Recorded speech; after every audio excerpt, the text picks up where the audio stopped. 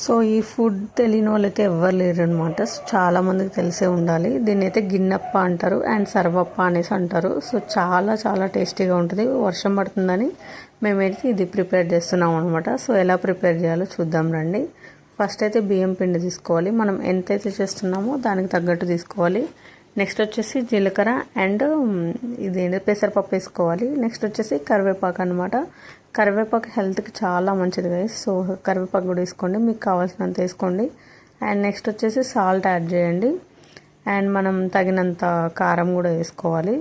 So కలిపిన తర్వాత అయితే చూడండి. సో ఇలా అయితే కలపండి. కలిపిన తర్వాత ఉండల్లాగా చేసుకోవాలన్నమాట. నెక్స్ట్ వచ్చేసి కడాయిలో కొంచెం ఆయిల్ పోసుకోవాలి. కొంచెం ఎక్కువ ఆయిల్ యూజ్ చేసుకోవాలి దీనికి. నెక్స్ట్ వచ్చేసి మనం కలిపిన ముద్దను తీసుకొని ఇలా స్ప్రెడ్ చేసుకోవాలన్నమాట.